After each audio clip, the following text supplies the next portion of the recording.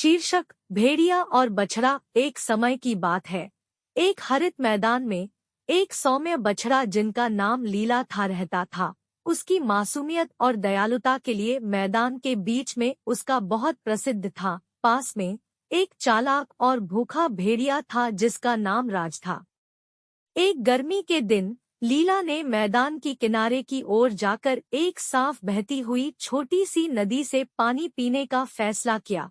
उसे पता नहीं था कि यह वही नदी थी जहां राज भी पीने आता था। लीला आकर्षित हो गई और भेड़िया अपनी भूख मिटाने के लिए एक दुष्ट योजना बना लिया। नमस्कार लीला, राज दोस्ताना दिखावा करते हुए बोला। तुमने मेरे पीने के पानी को गंदा क्यों किया? क्या तुम मुझे प्यासी नहीं करना चाहती? लीला, जो छोटी और डरपोक थी, भय से कांप गई। मुझे खेद है राज, उसने डर डर कर कहा। मैंने तुम्हें परेशान करने का इरादा नहीं किया, मैं बस अपनी प्यास बुझाने की कोशिश कर रही हूँ। हालांकि वो नहीं जानती थी कि यह राज का कोई समझदारी और न्याय नहीं था। वह लीला को आरोप लगाना जारी रखा। उसे कई आरोप लगाते रहे जिनका उसने किया ही नहीं था। लीला, जिनका दिल साफ था, खुद को समझाने की कोशिश करती रही, लेकिन राज की भूख और गुस्सा थमता नहीं था।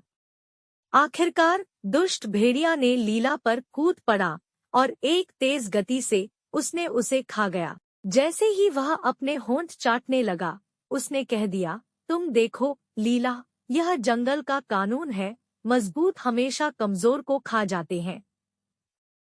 लेकिन राज को यह नहीं पता था कि उसके कृत्यों को किसी ने देखा था। एक बुद्धिमान बूढ़ी उल्लू ने एक नजदीकी पेड़ से पूरी घटना को देख लिया था। उस उल्लू की बुद्धिमत्ता और न्यायपूर्णता के लिए विख्यात था। उसने फैसला किया कि वह हस्तक्षेप करे और इस अन्यायी क्रिया का न्याय दिलाए। उसने भेड़िया से कहा, राज, तुमने अपनी शक्ति का दुरुपयोग करके एक मासूम बछड़े को अन्यायपूर्ण रूप से चोट पहुंचाई है। यह जंगल का कानून नहीं है, यह क्रूरता का कानून है। तुम्हारे कृत्यों का प्रतिसाधन होगा।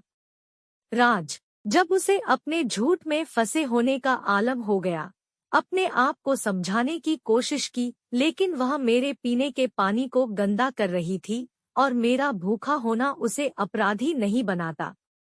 उल्लू ने जवाब दिया, लीला बस शांति से पीने की कोशिश कर रही थी और तुम्हारी भूख न्याय के नाम पर तुम्हारी क्रूरता को क्षमा नहीं करती। तुमने अपनी ताकत का दुरुपयोग किया था किसी कमजोर या मासूम को चोट पहुंचाने के लिए, और यह एक गंभीर अन्याय है। आखिरकार उल्लू ने मैदान के अन्य जानवरों को बुलाया और उन्होंने तय किया कि राज को अपने कृत्यों के परिणामों का सामना करना होगा। भेड़िया को मैदान से बाहर निकाल दिया गया और उसको खुद को निर्मूल करने के लिए अकेले खड़ा होना पड़ा। कहानी का सिखाया गया सार।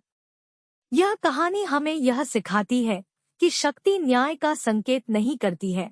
यह हमें याद दिलाती है कि अपनी ताकत या शक्ति का उपयोग करके कमजोर या मासूम को चोट पहुंचाना सच्ची ताकत का प्रतीक नहीं है, बल्कि क्रूरता का। आखिरकार न्याय। अगर आपने इस वीडियो का आनंद लिया है तो कृपया उस पसंद बटन पर क्लिक करें और शानदार सामग्री के लिए सब्सक्राइब करना न